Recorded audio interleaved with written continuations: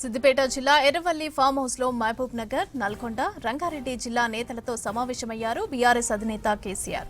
పాలమూరు రంగారెడ్డి ప్రాజెక్టుపై చర్చిస్తున్నారు. ఈ ప్రాజెక్టుకు 90 టీఎంసీలు హక్కుంటే 45 టీఎంసీలు చాలని కేంద్రానికి రాష్ట్ర ప్రభుత్వం చెప్పటం అభ్యంతరం వ్యక్తం చేశారు. పాలమూరు ప్రాజెక్టు డీపీఆర్ ను కేంద్రం వెనక్కి పంపినా కాంగ్రెస్ సర్కార్ పట్టించుకోవటం లేదన్నారు. పాలమూరు ప్రాజెక్టుపై బహిరంగ సభలు నిర్వహించే ప్రాంతాలు తేదీలపైన మహబూబ్ నగర్, నల్గొండ, రంగారెడ్డి జిల్లా నేతలతో చర్చిస్తున్నారు కేసీఆర్. ఎర్రవల్లి ఫామ్ హౌస్ లో కేసీఆర్ మీటింగ్ పై మరిన్ని వివరాలు శ్రీనివాస్ అందిస్తారు. శ్రీనివాస్, ఎర్రవల్లి ఫామ్ హౌస్ లో బీఆర్ఎస్ నేతలతో కేసీఆర్ ఏ అంశాలు చర్చిస్తున్నారు? అప్డేట్స్ ఏంటి? ఈరోజు మధ్యాహ్నం 3 గంటల నుంచి ఎర్రవల్లి ఫామ్ హౌస్లో రంగారెడ్డి, నల్గొండ, మహబూబ్ నగర్ ఈ 3 ఉమ్మడి జిల్లాలకు సంబంధించినటువంటి నేతలతోటి కేసీఆర్ సమావేశమయ్యారు.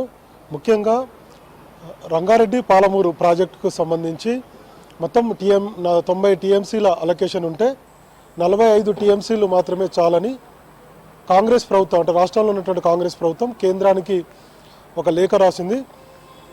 45 టీఎంసీలు చాలు అనేది కరెక్ట్ కాదనేది బీఆర్ఎస్ చెప్తుంది. ఇంకొక అంశం ఏంటంటే పాలమూరు రంగారెడ్డి సంబంధించి డీపీఆర్ కేంద్ర ప్రభుత్వం నుంచి వెనక్కి వచ్చినప్పటికి కూడా రాష్ట్ర ప్రభుత్వం సీరియస్నెస్ లేదు అనేది మరొక ఆరోపణ. ఈ 2 అంశాల మీద ప్రజల్లోకి వెళ్ళాలని బీఆర్ఎస్ నిర్ణయం తీసుకుంది. ఈ నెల 21వ తారీఖున తెలంగాణ భవన్లో కేసీఆర్ అటు బీఆర్ఎస్ ఎల్పీ నేతలతోటూ ఇటు పార్టీ రాష్ట్ర కార్యవర్గం ఈ 2 సంయుక్త సమావేశాల్లో ఆయన పాల్గొన్నారు. పార్టీ నేతలకు పాలమూరు రంగారెడ్డికి సంబంధించి ప్రాజెక్టుకు సంబంధించి దిశానిర్దేశం చేశారు.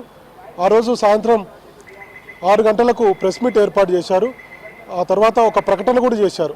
దీని మీద పెద్ద ఎత్తున ఆందోళన కార్యాచరణ చేపట్టాలని చెప్పి కూడా నిర్ణయం తీసుకున్నారు. తీసుకున్న తర్వాత ఆయన గతంలో చెప్పినట్టుగానే ఈ 3 ఉమ్మడి జిల్లాలకు, అంటే ఈ 3 జిల్లాలకు సంబంధించి అటు మహబూబ్ నగర్, ఇంకొక వైపు నల్గొండ, రంగారెడ్డి, ఎందుకంటే పాలమూరు రంగారెడ్డి ప్రాజెక్టు ఈ 3 జిల్లాల్లో ఉన్నటువంటి సాగునీటికి సంబంధించినటువంటి ప్రాజెక్టు కాబట్టి సో ఈ 3 జిల్లాలు నష్టపోతున్నాయి కాబట్టి 3 జిల్లాల్లో భారీ బహిరంగ సభలు పెట్టాలని ఒక నిర్ణయం తీసుకోవడం, వాళ్ళ ఆ 3 జిల్లాలకు సంబంధించినటువంటి నాయకులతోటి సమావేశం ఏర్పాటు చేస్తానని గతంలో కేసీఆర్ చెప్పారు.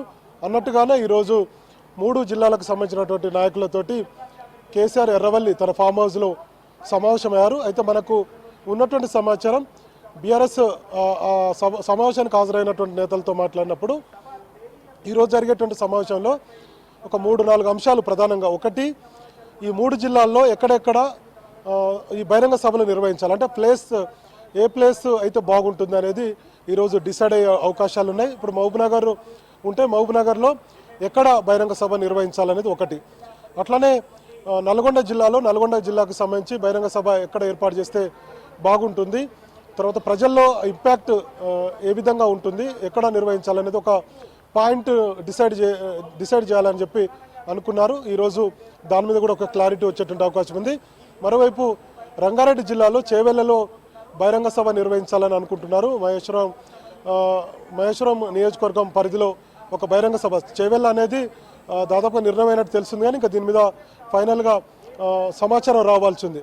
సో ఈ 3 బహిరంగ సభలు ఎప్పుడు నిర్వహించాలి, అంటే జనవరి 2వ తారీఖు నిర్వహించాలా, లేదంటే అసెంబ్లీ సమావేశాల తర్వాత నిర్వహించాలనేది అయితే ఒక ఈరోజు సాయంత్రానికి అయితే క్లారిటీ వచ్చే అవకాశం ఉంది. అయితే బీఆర్ఎస్ కూడా చాలా వ్యూహాత్మకంగా అడుగులు వేస్తున్నట్టుగా మనకు అర్థమవుతుంది. ఎందుకంటే 29వ తారీఖు నుంచి ఈ నెల అసెంబ్లీ సమావేశాలు జరుగుతాయి. జనవరి 2వ తారీఖున ఈ మొత్తం తెలంగాణకు సంబంధించినటువంటి సాగునీటి ప్రాజెక్టుల మీద రాష్ట్ర ప్రభుత్వము ఒక పవర్ పాయింట్ ప్రజెంటేషన్ ఇవ్వాలని చెప్పి అనుకుంటుంది. దీని ద్వారా గతంలో టీఆర్ఎస్ ప్రభుత్వము ఏ విధంగా అన్యాయం జరిగింది, టీఆర్ఎస్ ప్రభుత్వంలోనే నీటి కేటాయింపుల విషయంలో అన్యాయం జరిగింది అనేది కాంగ్రెస్ పార్టీకి సంబంధించినటువంటి ప్రభుత్వానికి సంబంధించినటువంటి మంత్రులు, ఎమ్మెల్యేలు పెద్ద ఎత్తున బీఆర్ఎస్ను విమర్శిస్తున్నారు. ముఖ్యమంత్రి రేవంత్ రెడ్డి కూడా ఇదే అంశాన్ని మాట్లాడుతున్నారు. కాబట్టి జనవరి 2వ తారీఖున అసెంబ్లీలో పెద్ద ఎత్తున రాష్ట్ర ప్రభుత్వం ఈ పవర్ పాయింట్ ప్రజెంటేషన్ పెట్టుకున్న రోజు ఒక బహిరంగ సభ నిర్వహిస్తే ఎట్లా ఉంటుంది అనేది కూడా కేసీఆర్ ఆలోచనలో ఉన్నట్టుగా బీఆర్ఎస్ పార్టీ వర్గాలు చెప్తున్నాయి. సో ఇంకా డేట్లు అయితే డిసైడ్ కాలేదు. ఈ బహిరంగ సభ పెద్ద ఎత్తున ఈ 3 బహిరంగ సభలు నిర్వహించి అటు కేంద్ర ప్రభుత్వం మీద ఇటు రాష్ట్ర ప్రభుత్వం మీద ఒత్తిడి తేవాలనేది బీఆర్ఎస్ వ్యూహంగా కనపడుతుంది. ఎందుకంటే రానున్నటువంటి రోజుల్లో ఎంపీటీసీ, జెడ్పీటీసీ ఎన్నికలు ఉన్నాయి కాబట్టి ఆ ఎన్నికలకు వెళ్ళాలంటే ఖచ్చితంగా ఒక గ్రౌండ్ వర్క్ కావాలి బీఆర్ఎస్కి. ఇప్పటికే పార్టీ పరిస్థితి బాగలేదు, ఎన్నికల్లో ఓడిపోయి కొంత కష్టాల్లో ఉంది. మొత్తం బీఆర్ఎస్ క్యాడర్ అంతా కూడా కాంగ్రెస్ పార్టీలోకి వెళ్తున్నటువంటి ఈ సందర్భంలో కొంత క్యాడర్లో జోష్ నింపడం, తర్వాత సేమ్ టైంలో నీటి వాటాల విషయంలో ఆందోళన కార్యక్రమం చేపట్టాలని చెప్పి నిర్ణయం తీసుకున్నారు. అందులో భాగంగానే ఈరోజు కేసీఆర్ బీఆర్ఎస్ నేతలతో సమావేశమయ్యారు. ఈరోజు తేదీలు తర్వాత ప్లేస్ ఎక్కడ నిర్వహించబోతున్నారు అనేది ఒక క్లారిటీ వచ్చేటువంటి అవకాశం ఉంది మమత.